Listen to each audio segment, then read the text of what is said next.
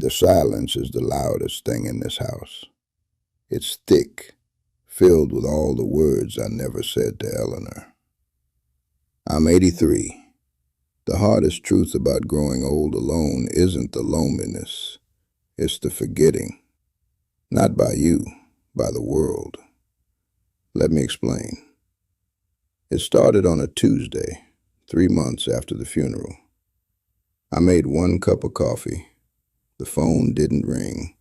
The mail was just ads. I sat by the window and realized no one on earth needed me to do a single thing that day. I was a bookmark in a closed book. I used to run the hardware store. Now, the new families just see a slow old man. The world had put me on a shelf. I began to surrender. I ate over the sink. I talked to the TV. I'd forget if I took my pills. I'd call my daughter Claire, but we'd just say the same things. I'm fine. How are the boys? Then I'd hang up, and the silence was worse. The evenings were the longest, just the blue TV glow on my face. Then a moving truck came. A young man, Leo, was struggling with a sofa. I walked over. My knees hurt, but I said, "Let's angle it." For an hour I was Frank again, the man who knew how to fix things. He brought me water. He asked about my life. He listened. When I went home, the silence felt different, like a window was open. He started waving. He'd ask for a tool or advice. Then he got a dog, Buddy. That dog would bark until I came out. Leo asked if I could let him out at lunch. A tiny job, on a note on my fridge. For 20 minutes a day, I had a purpose. Buddy's greeting was the first thing I looked forward to in months. But one day, Buddy wasn't there.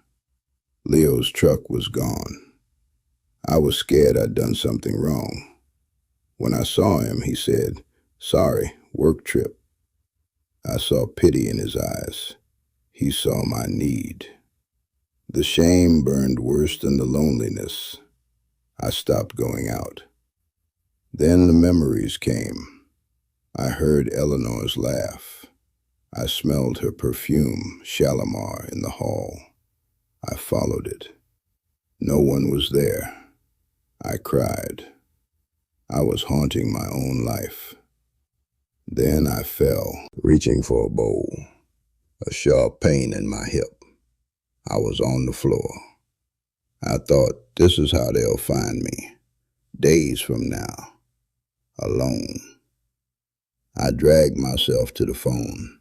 It took forever. I called Leo. "It's Frank. I've fallen." He said, "I'm coming." Sirens. The hospital. A broken hip. Claire came, her face full of guilt. Leo was there too. He'd broken my door. Claire held my hand. "We need to talk about what's next." It was a beginning. The shell was shattered. Now I'm in rehab. It's noisy. I eat with people. I argue about crosswords with Ruth. Claire calls. Leo visits with Buddy. The hardest truth was my choice to surrender, to believe my story was over. At 83, my story is slower, but it's not over. The world forgets you only if you stop whispering your name.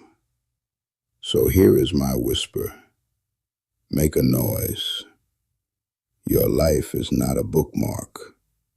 Turn the page. Turn the page. That's easy to say now with people around. But back then, in that house, turning a page felt like lifting a mountain. After I stopped going out to see Leo, the days got longer.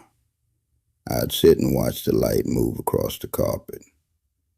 I started noticing things, the way the dust would float in a sunbeam, the exact number of cracks in the ceiling plaster. I was counting my life away.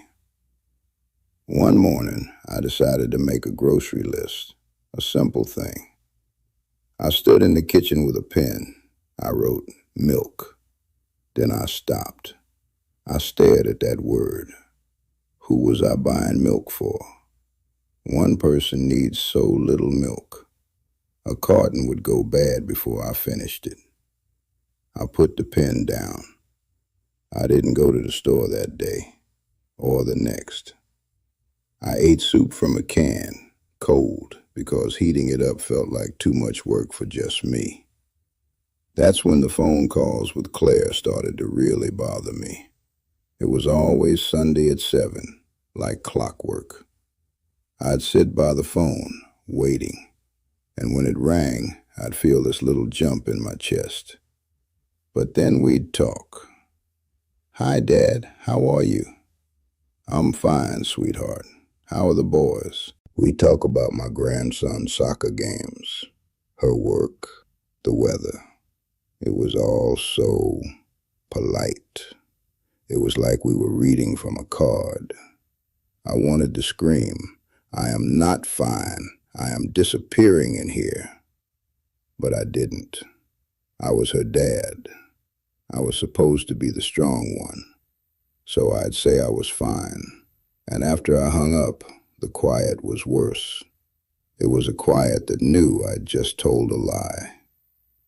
I began talking to Eleanor more, out loud. I'd say, "Eleanor, you wouldn't believe the price of eggs now."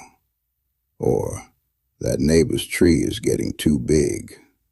It felt less crazy than talking to the TV. At least she had known me.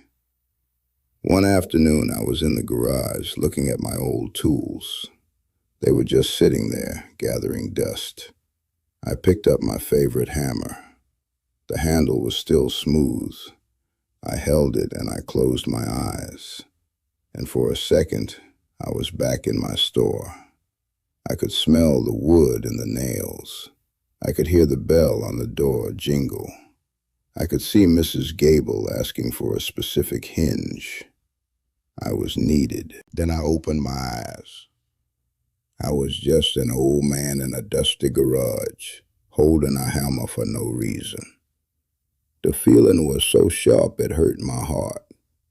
I put the hammer down. I went back inside and locked the door. I didn't go out to the garage again.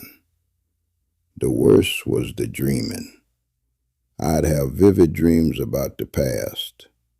Eleanor and me at the lake. Claire learning to ride a bike. Waking up from those was a special kind of torture. The room would be dark and empty. The happiness from the dream would still be in my chest, and then reality would crash down on top of it. It was like losing her all over again, every single morning. I started sleeping during the day just to escape. I'd nap in my chair. The days and nights got mixed up.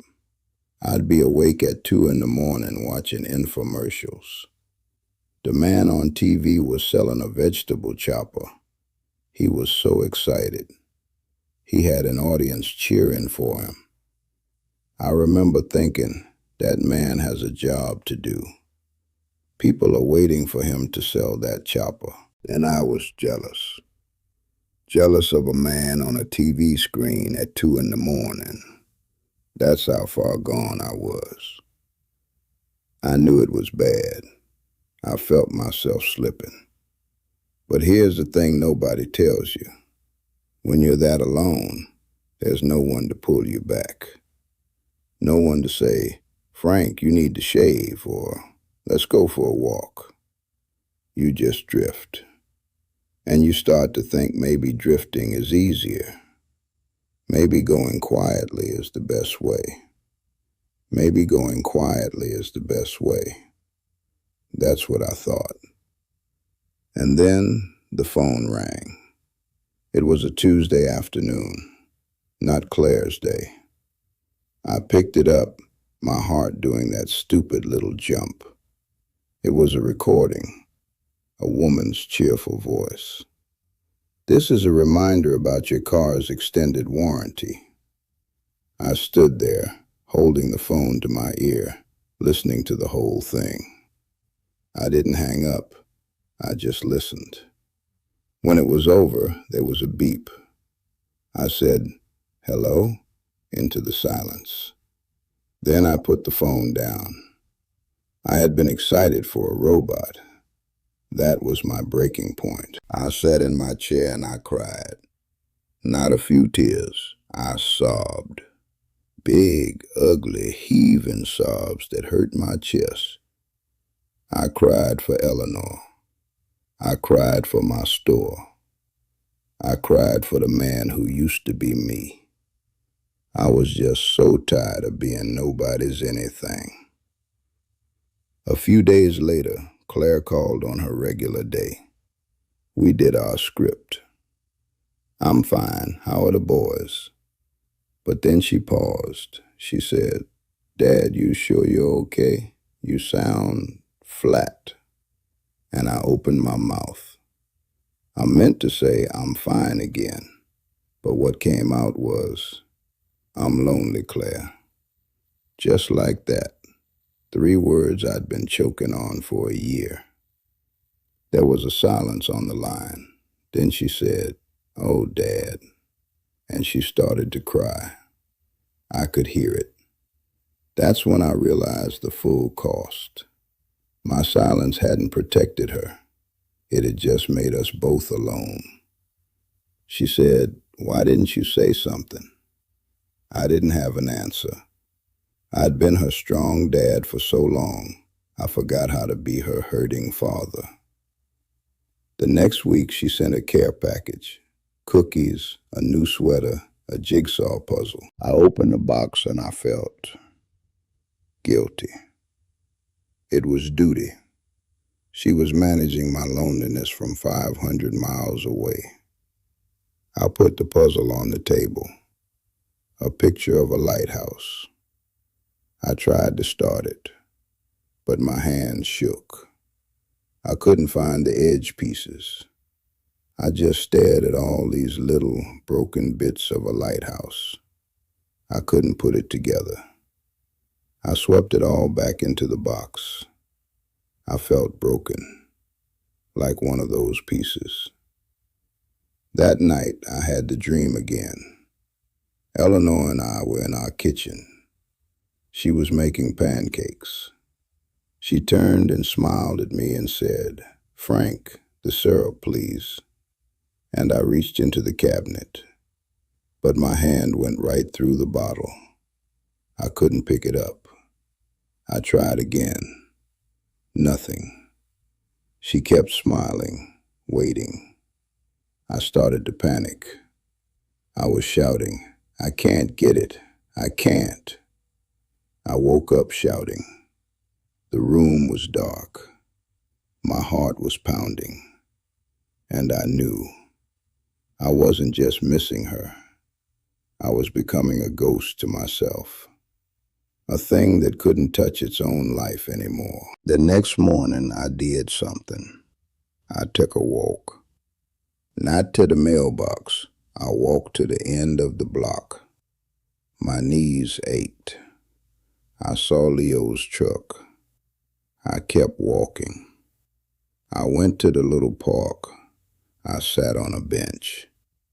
An old woman was there, feeding pigeons. She nodded at me. I nodded back. We didn't speak, but we were 2 people outside on a bench. It was something. When I got home, I was exhausted, but I felt a tiny crack in the shell, just a hairline fracture. I had done one thing, one small thing that wasn't waiting to die. I made a decision. I would not call that a victory, but I would not call it nothing. I would not call it a victory, but I would not call it nothing. That walk to the park was the first whisper. I didn't know it then, lying on my kitchen floor later, but it was. Here's what I learned, lying in that rehab bed with a busted hip and my daughter's guilt on her face like a scar. I was wrong about strength. I thought being strong for Claire meant being silent. I thought being a man meant not being a burden. What a foolish, prideful waste of time. Love doesn't ask for performance. It asks for presence. My silence didn't protect her. It just made her imagine the worst. When I finally said, "I'm lonely," and she cried, that was the beginning of us finding each other again. Not as a father who had to be fine and a daughter who had to check in, but as two people who missed each other. I was wrong about purpose, too. I thought it had to be big. Running a store, raising a family, fixing a roof. I let the absence of a big purpose convince me I had no purpose at all. But purpose is a shapeshifter. When you're 83, it gets small, delicate. It's the dog that needs letting out at noon. It's knowing which tool Leo needs before he asks. It's showing Ruth in the dining hall that 17 across is obelisk, not oregano. These aren't small things. They are threads. And a life is held together by threads, not by grand single beams. My mistake was brushing those threads aside because they seemed insignificant. They are not. They are the net that catches you when you fall. And the forgetting. I told you the hardest truth was the world forgetting you. But I played my part. I turned off my own light and then complained about the dark. The world is busy. It's loud and it moves fast. It won't stop and peer into your window. You have to step onto the porch. You have to wave. Even if your hand feels heavy. Even if the person you wave to is just the mail carrier. You have to whisper your name so someone can say it back to you. Leo didn't just happen to me. I walked across that street. My knees hurt, but I went. That was the choice. The next choice was to retreat when I saw pity, and that was the wrong one. Don't let shame steal your thread. Accept the help. Accept the company. Even if it comes with a side of pity, take it. The connection is what matters. So here's my advice, for what it's worth, from an old man who learned the hard way. Don't perform life. Just live it. If you're sad, say you're sad. Call your person and say the words. If you're lonely, say it out loud. The silence that follows will be different. It will be a silence waiting for an answer, not a silence that's given up. Create tiny and non-negotiable appointments. Walk to the mailbox. Go to the library and just sit and read the paper around other people. Buy a plant and keep it alive. Say yes to the small ask. Say, "I can dog sit," or "I'll water your flowers." These are not chores. They are lifelines you are throwing to yourself. And please, look forward. I spent so long facing the past, living with Eleanor's ghost, that I almost became one. Honor your memories, but don't live in the museum of your own life. The present is where you still breathe. It's where the sun is warm on your face on a park bench. It's where a dog will lick your hand. It's where a grandchild will show you a silly video on a phone. That is real. That is now. You still have time. Maybe not decades. Maybe not years in the way you count them. but you have now. And now is enough to turn a page. Now is enough to whisper. This is my whisper, this recording. If you're listening to this and you feel that shelf beneath you, that quiet closing in, do one thing, just one, today. It doesn't have to be big, but do it. And then tomorrow, do another. String them together. That's how you write a story that's still going. If this quiet confession of mine meant anything to you, if you saw a piece of your own story in mine, then do me a kindness.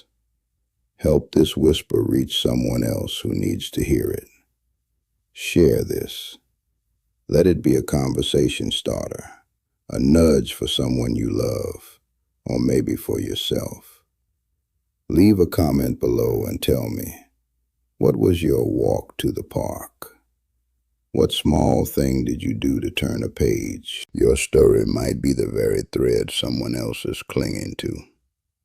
And if you want to ensure you don't miss these conversations, subscribe and turn on notifications. There are more stories to tell, more pages to turn together. We're not bookmarks. We're librarians of our own lives. And it's never too late to take a book off the shelf and begin reading again.